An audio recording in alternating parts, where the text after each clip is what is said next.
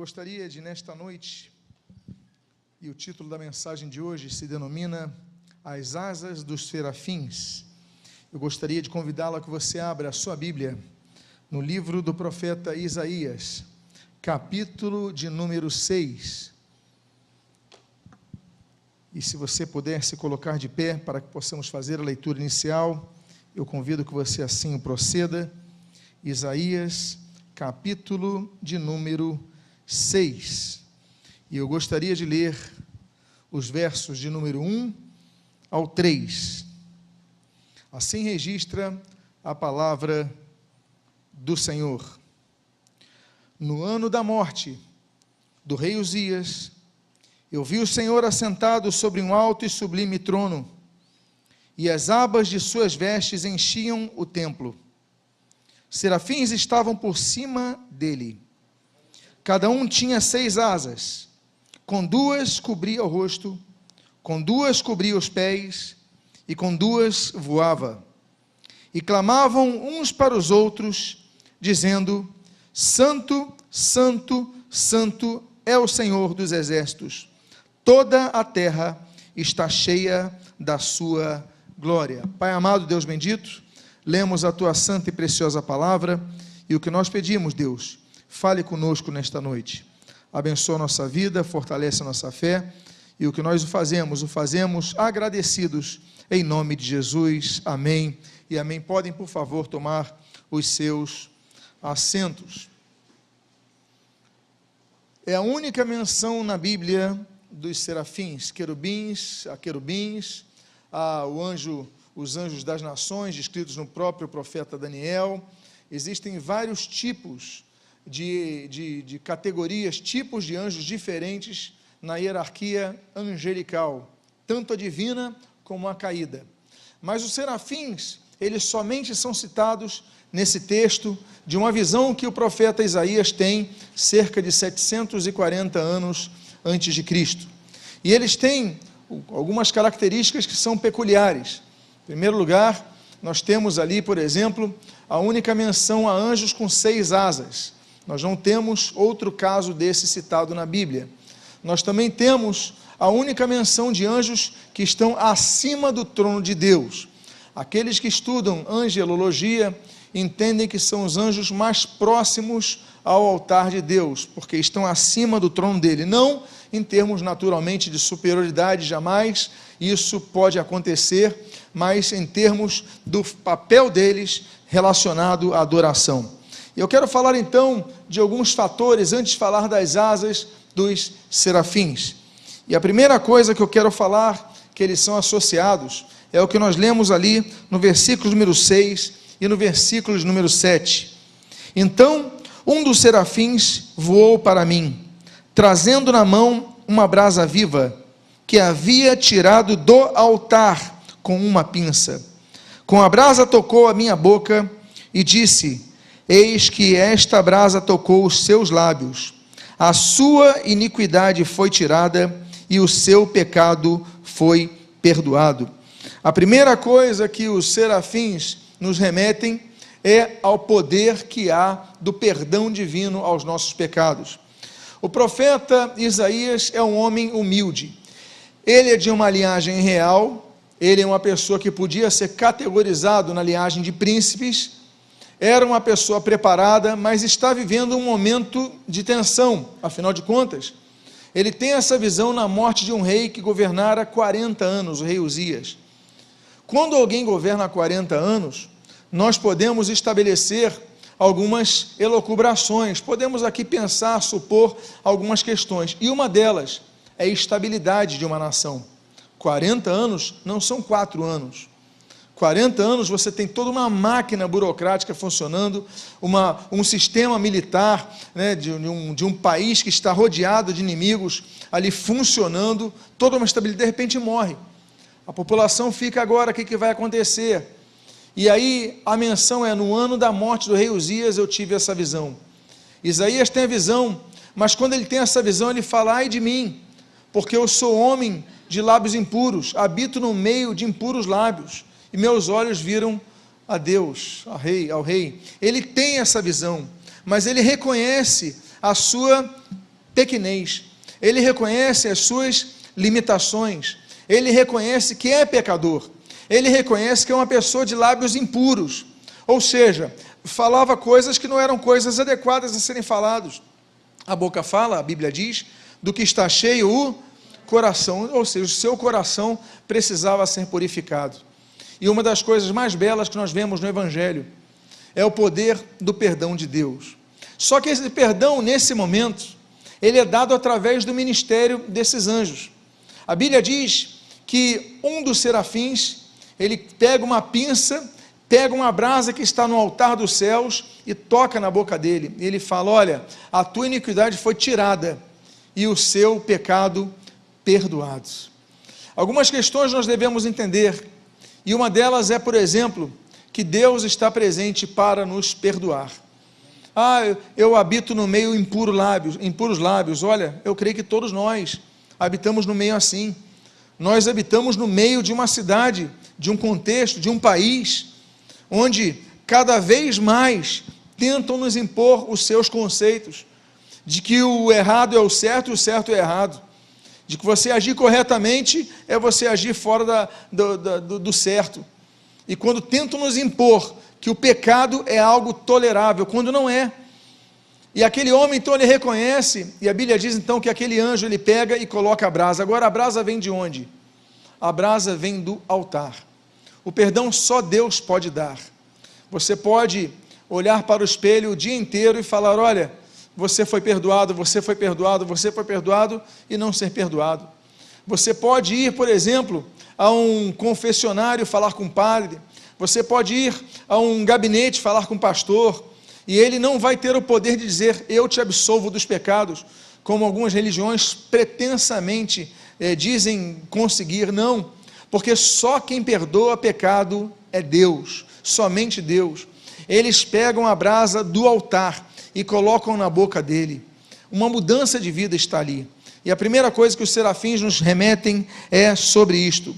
Há uma segunda coisa que os serafins nos remetem, que está no versículo número 3, quando nós lemos: e clamavam uns para os outros, dizendo: Santo, Santo, Santo é o Senhor dos exércitos, toda a terra está cheia da sua glória. Santo, Santo, Santo. No português, nós temos uma figura de linguagem chamada superlativo. O que é o superlativo? É quando você diz uma palavra que aumenta o grau, a intensidade, o volume daquela primeira palavra. Você qualifica ela multiplicando o seu sentido. Por exemplo, nós dizemos uma coisa é grande. Isso você qualificou aquele objeto, aquele carro é grande. Mas você pode falar que sim, aquele carro é enorme. Ele não é grande, ele é enorme. Agora você pode falar, ele é grandíssimo. Você colocou o superlativo. Olha, essa comida está uma delícia. Você pode falar agora, está deliciosíssima.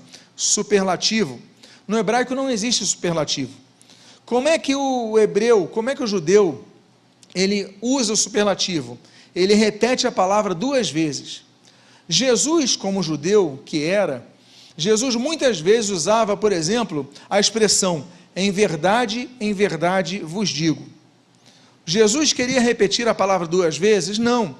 Jesus, como todo judeu, quando quer dar ênfase a essa palavra, ele repete a palavra. Nós não temos no português o superlativo de verdade. Ele quis dizer assim, verdadeiramente, não existe a palavra verdadeiramente-míssimo, não existe isso no português. Mas quando ele diz em verdade vos digo, ele quer acentuar que aquilo é uma verdade. Agora, os anjos, nesse caso do hebraico, eles usam uma palavra que não é usada no hebraico no superlativo, porque eles podiam falar assim: Santo, Santo é o Senhor dos exércitos, ou seja, traduzindo, Santíssimo é o Senhor dos exércitos. Aliás, o local do tabernáculo se chamava Santo dos Santos, ou seja, lugar santíssimo. Você já aprendeu algo do hebraico nessa noite aqui. Agora, os anjos, os serafins, eles não dizem Santo, Santo é o Senhor dos exércitos. Eles dizem Santo, Santo, Santo é o Senhor dos exércitos. Eles ultrapassam o limite do superlativo do hebraico. Não existe essa repetição tríplice. Quando eles colocam 3 vezes, é que eles querem dizer que Deus não é apenas santo, e nem tampouco é apenas santíssimo, ele é mais do que santíssimo. Por isso que eles dizem santo, santo, santo, kadosh, kadosh, kadosh. Eles repetem, eles dão ênfase a isso. Agora, quando eles falam sobre isso, eles nos remetem então à função da santidade. Amados irmãos, salvação e santidade andam juntas. A salvação é o ato inicial e a santidade é o processo deste ato. A salvação é quando nós plantamos, colocamos a semente da planta numa terra e ela começa a germinar. Então temos a salvação, existe uma planta. Santificação é o crescimento. Nós vemos então, lançamos a árvore e ela começa a produzir fruto. Os frutos são bons quando a árvore é boa. Processo de santificação. A pessoa é salva, não produz frutos, tem alguma coisa errada. A pessoa é salva, não dá bom testemunho, tem alguma coisa errada. A pessoa é salva, não mudou a linguagem do seu falar, tem alguma coisa errada. Não mudou a sua vida, tem alguma coisa errada. Então eles falam sobre a santidade de Deus. Mas uma das coisas que nós vemos, e a Bíblia diz, 1 Tessalonicenses capítulo 4, pois esta é a vontade de Deus, a vossa santificação. Romanos capítulo 6 fala, liberta os povos do pecado, transformados em servos para santificação. É interessante notar que Romanos capítulo 6 fala que nós somos transformados em servos para santificação, quando nos atrela então ao fato de que o serviço na casa de Deus, o serviço ao Senhor, deve estar atrelado à santificação pessoal. Não tem como separar as duas coisas. As pessoas só querem servir e não querem buscar a santidade. Não tem como dissociar as duas coisas. E eles falam então, e nós temos essa segunda característica. Nós temos uma terceira característica que está nesse mesmo versículo 3, mas dando continuidade, eu vou repetir o que eu falei e vou então dar continuidade ao que nós lemos ali. Diz assim: e clamavam uns para os outros, dizendo, santo, santo, santo é o Senhor dos exércitos, toda a terra está cheia da sua glória. Então um dos serafins voou para mim, trazendo na mão uma brasa viva, que havia tirado do altar com uma pinça. Eu coloquei o termo hebraico de serafim, ali está serafim, vem de saraf. Saraf em hebraico significa arder ou queimar. Saraf é usado quando você queima alguma coisa, ou também quando você recebe a picada, por exemplo, de uma cobra. A pessoa está saraf, começa a arder o corpo. Quando você tem o contato com um choque, por exemplo, bate o seu cotovelo, você tem saraf, está ardendo ali. Isso é o saraf, esse é o nome que Deus dá a essa categoria de anjos, os ardentes. Por quê? Porque eles estão em ardente adoração, eles estão próximos ao altar, eles estão tocando, pegando na brasa. Agora, ainda assim, com a ardência que tem o nome deles, anjos ardentes, ardentes no louvor a Deus, ardentes na adoração a Deus, diz a Bíblia que eles proclamam a glória de Deus em toda a terra está cheia de sua glória, eles vão proclamando, mas ainda assim, quando eles pegam na brasa do altar, eles não colocam a mão, eles pegam com uma pinça. Amados irmãos, a presença de Deus é algo muito forte, e quando você tem experiência com a presença de Deus, você começa então a sentir aquele calor, aquele aquecimento. Não é apenas uma oração que você faz mecanicamente, antes do almoço, antes de alguma atividade, não. É buscar a Deus, é diferente do que orar, porque muitas vezes você ora, mas você não busca. Você ora, mas você apenas menciona palavras. Você ora, mas você apenas repete termos. Mas buscar a Deus de todo o seu coração é algo muito diferente.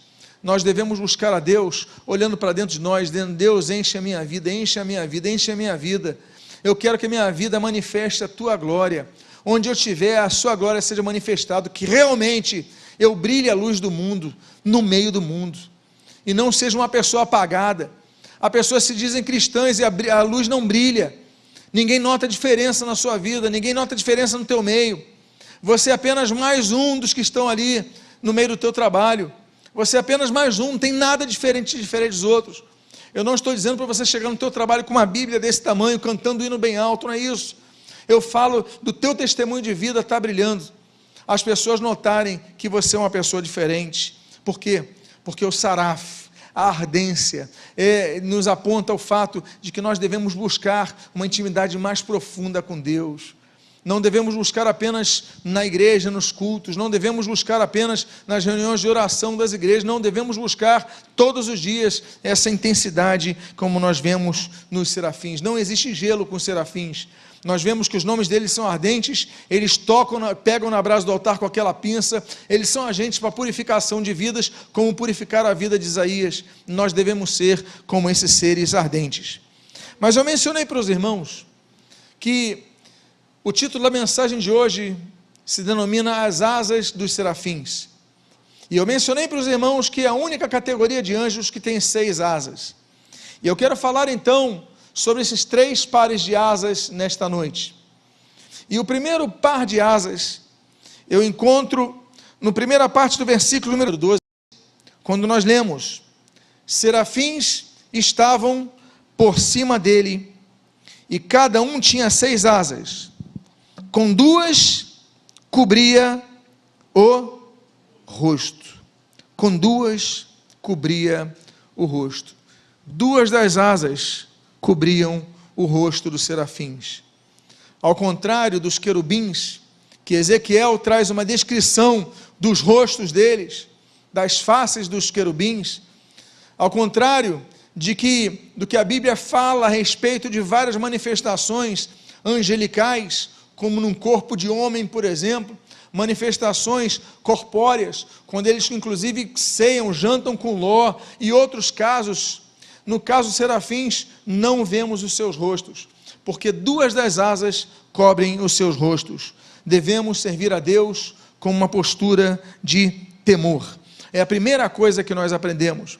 Se nós formos enxergar o sol em natura, se nós formos olhar diretamente para o sol, nossos olhos não vão conseguir ver tamanho brilho, porque nós vamos colocar as mãos em nosso rosto, porque o brilho é muito intenso. A Bíblia diz que o profeta e grande legislador de Israel, Moisés, quando desce do Sinai, o seu rosto resplandecia, dada a presença de Deus ali, tamanha que ele teve que colocar um véu, um tecido na sua frente, tamanho era o brilho da intensidade da glória de Deus. Eu fico imaginando os serafins que estão acima do trono de Deus, a intensidade do brilho da glória de Deus, que nós não sabemos como será. Uma dica que nós temos da Bíblia no livro do Apocalipse, é que a Bíblia diz que depois, novos céus, nova terra, não haverá mais sol, porque o Senhor será o sol. Tamanho o seu brilho. Jesus, ele quando diz que nós somos a luz do mundo, o Senhor Jesus próprio se disse a luz do mundo, e ele fala que nós somos a luz do mundo, é porque nós devemos brilhar. Eu não sei se você já notou, mas há pessoas com as quais, quando você chega perto, algo está brilhando. Já aconteceu contigo? Essa pessoa, você chega perto, poxa, que pessoa maravilhosa, que pessoa diferente, a pessoa transforma o ambiente. Quantos conhecem pessoas assim? Não é verdade? Imagine você conhecendo uma pessoa cheia da luz de Cristo, cada vez mais presente a presença de Deus na vida dela. Imagine então aqueles serafins. Eles colocam então as suas asas protegendo. Existe um texto de 2 aos Coríntios, capítulo número 7, que nós lemos no verso 1 o seguinte: portanto, meus amados, tendo tais promessas, purifiquemo-nos de toda impureza, tanto da carne como do espírito, aperfeiçoando a nossa santidade em quê? No temor a Deus. Como aperfeiçoar a santidade? Porque o que é santidade? Kadosh, que é o termo que eu usei no hebraico, assim como no grego no caso é hagios, significa separado para um propósito. O kadosh tem um sentido mais de separado de coisas sujas. Nós podemos juntar o sentido grego e o sentido hebraico, que nós, nos separando de coisas que nos sujam, evitamos poças d'água, por exemplo. Isso é um dos sentidos que nós podemos aplicar da terminologia hebraica de Kadosh. Você colocou a sua melhor roupa, você colocou o seu sapato novo, você está andando no caminho e tem uma lama ali. O que você faz? Você continua nesse caminho? Não, você kadosh, você se separa desse caminho e segue o seu destino. Mas você não pisa na poça d'água, você não pisa na poça de lama. Quando você percebe que o ambiente está sujo, você não continua insistindo nele, você vai para pregar, você vai para anunciar, mas você não vai para compartilhar, para comungar. Por quê?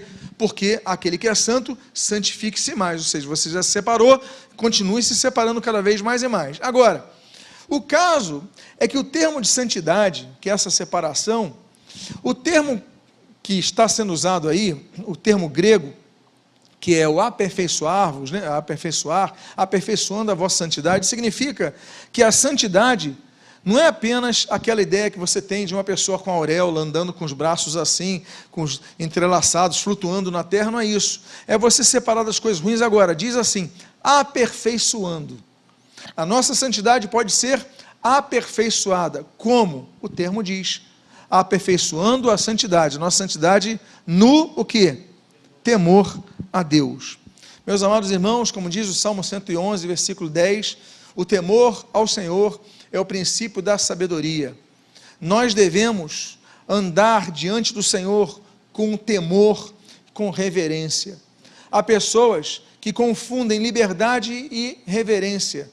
Meus amados irmãos, nós temos liberdade para com Deus, a tal ponto de o apóstolo Paulo dizer ali, em Romanos capítulo 8, versículo 15, que nós chamamos Deus de papaizinho.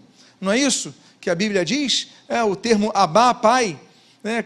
Então nós temos a intimidade de falar Abá, pai. Abá, no grego, né? Na verdade é uma transliteração do aramaico, significa aquele gesto carinhoso de falar Ab.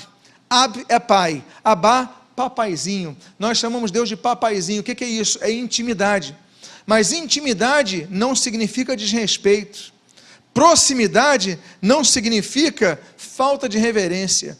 Nós devemos ter relacionamento íntimo com Deus, através de Jesus Cristo. Nós devemos ter um relacionamento próximo com Deus, mas devemos servir ao Senhor com temor. Nós devemos servir ao Senhor com reverência. Reverência ao Senhor. Meus amados irmãos, aí nós conseguimos aperfeiçoar a santidade. Existe um outro termo, por exemplo, que nós lemos ali em Hebreus, no capítulo número 12, versículo 28, que é esse que você está lendo, que diz assim: por isso, recebendo nós um reino inabalável, retenhamos a graça pela qual, olha só, sirvamos ao Senhor de modo agradável, com o quê? Duas coisas, reverência e temor. Duas coisas que não podem faltar no servir a Deus, reverência e temor. É por isso que nós costumamos fazer gestos de reverência ao Senhor. Nós nos encurvamos perante o Senhor, nós levantamos nossas mãos como nos rendendo diante do Senhor, reconhecendo a soberania dEle em nossas vidas. Nós glorificamos a Ele, nós então procuramos através de nossos gestuais, nossas atitudes, sempre caminhar com reverência ao Senhor. E essa é a primeira lição que nós aprendemos com aqueles serafins. Eles estavam próximos ao trono de Deus. A Bíblia diz que os serafins estão acima do trono de Deus, ou seja, há proximidade, mas isso não tira o respeito. O grande pecado de Satanás foi confundir as duas coisas. Satanás fazia parte de uma outra categoria de anjos, que é a categoria dos querubins. A Bíblia diz que ele era, Isaías capítulo 14, que ele era o querubim da guarda ungido. Temos duas grandes profecias sobre a queda de Lúcifer, Isaías 14 e Ezequiel capítulo 28. E ali então ele era o querubim da guarda ungido. Ele tinha recebido uma autoridade especial da parte de Deus, ele era ungido para isso. Mas ele confundiu proximidade, liberdade, e então se encheu de orgulho, e aí então começou a sua grande queda, a sua terrível queda. Não, os serafins não fazem isso, não, eles cobrem o seu rosto com duas das asas. O segundo par de asas que nós gostaríamos de mencionar, dos três pares de asas dos serafins, o segundo par de asas nós lemos na continuidade do versículo número 12, quando a Bíblia diz: serafins estavam por cima dele, cada um tinha 6 asas, com 2 cobria o rosto, com 2 cobria os pés. Devemos servir a Deus com humildade. Quando Moisés se aproxima daquela sarça no Monte Horebe que ardia, mas não consumia as suas folhas, Moisés, ele é obrigado a tirar as sandálias do pé, porque o local era santo. É uma postura no Oriente de humildade. No Oriente, essa postura se manteve, inclusive, na época de Jesus, quando uma pessoa, demonstrando grande humildade, ela tirava os pés de um visitante e lavava os seus pés. Existiam as pessoas mais abastadas, naquela cultura, elas tinham um funcionário para limpeza, que cuidava de limpar o pé de todo visitante que chegava na casa.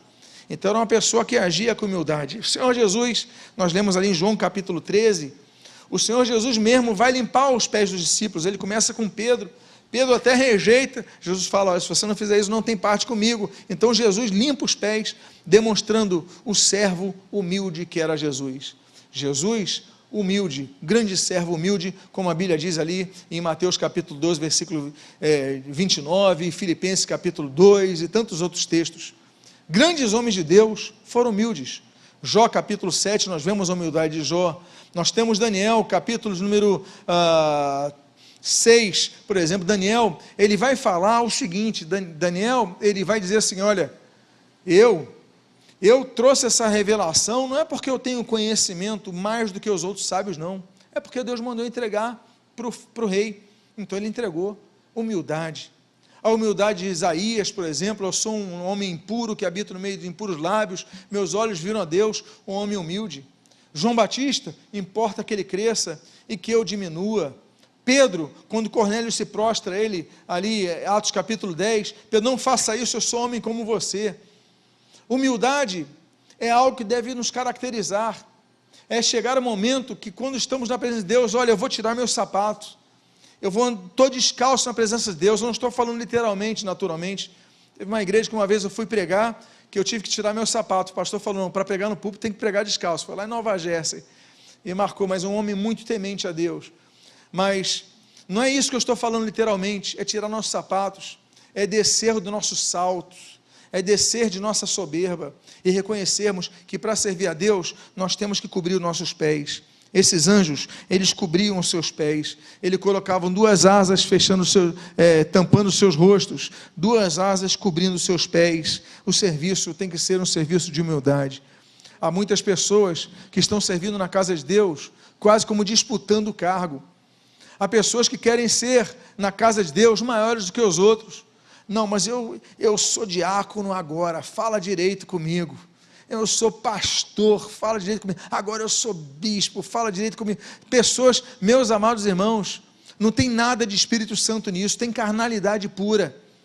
Cargos eclesiásticos muitas vezes viram armadilhas para homens não transformados, pessoas não transformadas. Nós temos que agir com humildade, como Jesus o fez. Então nós aprendemos com os serafins que as duas primeiras asas cobriam o seu rosto, asas do temor, asas da reverência. As duas asas cobriam seus pés, asas da humildade. E as duas últimas asas, o terceiro par de asas, nos ensina, como nós lemos no final do versículo 12, com o qual eu encerro. A Bíblia diz: serafins estavam por cima dele, cada um tinha 6 asas, com 2 cobria o rosto, com 2 cobria os pés, e com 2 voava.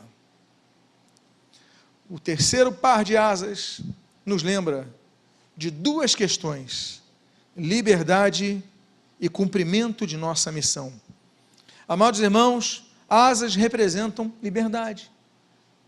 Os pássaros, estava vendo um filme com Cláudia outro dia, e ela comentou uma coisa que quebra o nosso coração. Nós conjuntamente, desde a época de namorados, nós falávamos sobre isso. Ver passarinho na gaiola me quebra o coração. Eles batendo aquelas asas num espaço tão confinado. Aí eu falo: poxa, me dá um certo... que vontade de libertar aqueles pássaros. Meus amados irmãos, aqueles serafins, eles cobriam os rostos, eles cobriam os pés, mas eles não deixaram de voar.